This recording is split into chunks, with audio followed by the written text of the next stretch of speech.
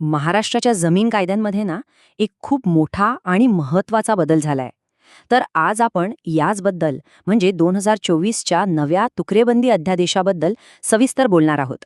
हा बदल लाखो जमीन मालकांसाठी खरंच खूप महत्वाचा आहे.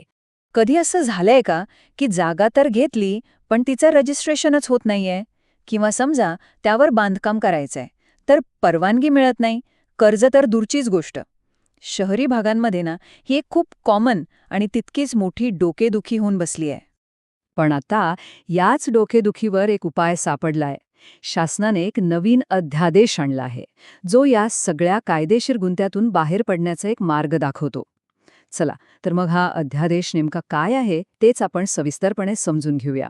तर सगळ्यात आधी हे समजून घेऊ की ही मूळ समस्या आहे तरी काय, म्हणजे ही अडचण नेमकी का आणि कशी तयार झाली.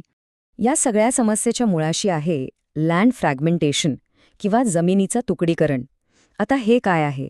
अगदी सोप्या भाषेत सांगायचं तर सरकारने कायद्यानं जमिनीसाठी एक किमान आकार ठरवलाय.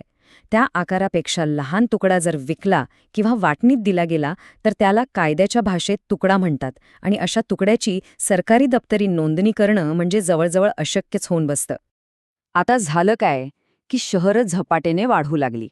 मग शहरालगतच्या शेतजमिनींना सोन्याचा भाव आला. लोकांनी मग काय केलं? आपल्या जमिनीचे छोटे छोटे तुकडे करून ते घरं बांधायला किंवा इतर बिगर शेती कामांसाठी विकायला सुरुवात केली. पण इथेच एक जुना कायदा आडवा आला. तर हा जुना कायदा काय होता आणि ही समस्या इतकी मोठी कशी झाली याचा थोडा इतिहास बघूया. ही गोष्ट सुरू होते थेट 1947 साली. तेव्हा शेतजमीन वाचवण्यासाठी हा तुकडेबंदी कायदा आणला गेला होता. उद्देश चांगला होता, पण 1965 नंतर शहरांची वाढ इतक्या वेगाने झाली की लोकांनी या नियमांकडे सर्रास दुर्लक्ष करायला सुरुवात केली आणि जमिनी विकल्या. त्याचा परिणाम आज लाखो असे भूखंड आहेत ज्यांच्या मालकी हक्काचा मोठा प्रश्न उभा राहिलाय. ते कायदेशीररित्या अधांतरी आहेत.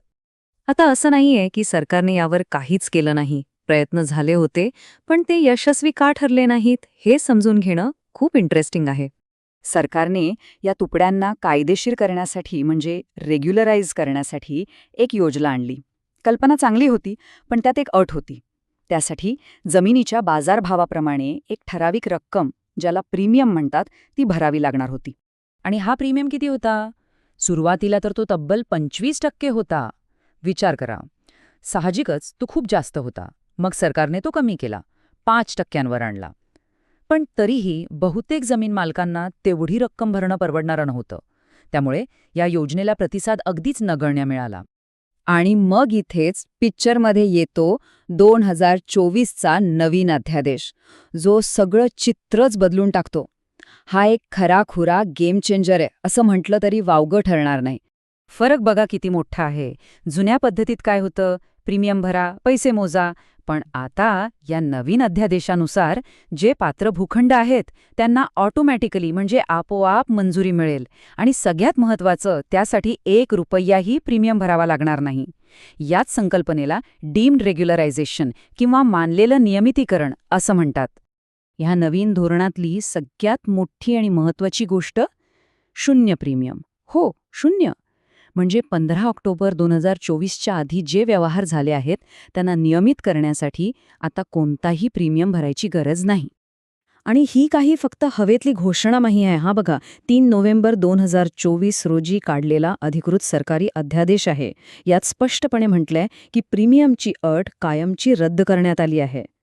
बरं, मग ह्यासाठी पात्र कोण कोण आहे? चला पटकन एक नजर टाकूया. तर 15 नोव्हेंबर 1965 ते 15 ऑक्टोबर 2024 ह्या काळात झालेले व्यवहार, महानगरपालिका, नगरपरिषद किंवा नगरपंचायतीच्या हद्दीतली जमीन, MMRDA सारख्या प्राधिकरणांच्या अखत्यारीतले भाग, कॅन्टोन्मेंट एरियामधली जमीन किंवा प्रादेशिक योजनांमध्ये जे भाग बिगर शेती म्हणून दाखवले आहेत ते, आणि गाव किंवा शहराच्या परिघीय क्षेत्रातली जमीन, या सगळ्यांचा ह्यात समावेश आहे. ओके, तर आता कायदा काय आहे, कोण पात्र आहे, हे सगळं आपल्याला कळलं. पण आता सगळ्यात महत्त्वाचा प्रश्न, प्रत्यक्ष मालकी हक्क मिळवण्यासाठी करायचं काय? काय आहेत त्याच्या पायऱ्या? चला ते बघूया. ही प्रोसेस तशी बरीच सोपी केली आहे. पहिली पायरी, अर्ज सादर करा. म्हणजे जे काही आवश्यक फॉर्म्स आणि कागदपत्र आहेत ती स्थानिक महसूल किंवा भूमी अभिलेख कार्यालयात जमा करायची. दुसरी पायरी, मग अधिकारी या सगळ्या कागदपत्रांची सरकारी रेकॉर्डनुसार पडताळणी करतील. तिसरी पायरी, एकदा काही पडताळणी झाली की तुमच्या व्यवहाराला मंजुरी मिळेल. आणि चौथी आणि सगळ्यात शेवटची आणि महत्त्वाची पायरी, तुमचं नाव आणि मालकी हक्क अधिकृतपणे सरकारी रेकॉर्डमध्ये म्हणजे 7/12 उतार्यावर दाखल होईल.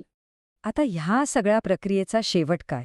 म्हणजे याचा मालमत्ता मालकांना नेमका काय फायदा होणार आहे ते पाहूया. एकदा का हा स्पष्ट मालकी हक्क मिळाला की अनेक गोष्टी सोप्या होतात. सगळ्यात महत्त्वाचं म्हणजे मालमत्ता विकण्याचा किंवा हस्तांतरित करण्याचा कायदेशीर अधिकार मिळतो. त्यावर बांधकाम करायचं असेल तर परवानगी मिळवणं सोपं होतं. बँकेकडून कर्ज मिळवण्याचा मार्ग मोकळा होतो. मालकी पूर्णपणे सुरक्षित आणि निर्विवाद होते. आणि हो, सरकारी रेकॉर्डसुद्धा अचूक आणि अपडेटेड होतात. अगदी सरकारने स्वतः या अध्यादेशात काय म्हटलंय तेच ऐका. ते म्हणतायत, हक्काच्या नोंदी अद्ययावत करण्यासाठी शासनाला असं वाटतं की कोणताही प्रीमियम न आकारता अशा तुकड्यांचे मानलेले नियमितीकरण करण्याची तरतूद करण्यासाठी कायद्यात योग्य सुधारणा करणं गरजेचं आहे. म्हणजे सरकारचा उद्देश अगदी स्पष्ट आहे, रेकॉर्ड दुरुस्त करायचे आणि लोकांना त्यांचे हक्क मिळवून द्यायचे. तर आता विचार करा, लाखो जमिनींच्या नोंदी दुरुस्त होणार आहेत. याचा अर्थ महाराष्ट्राच्या शहरी नियोजनाला एक नवीन आणि स्पष्ट दिशा मिळू शकते. पण मग आता पुढचं मोठं पाऊल काय असेल? यापुढील आव्हानं कोणती असतील? हा एक नक्कीच विचार करण्यासारखा प्रश्न आहे, नाही का?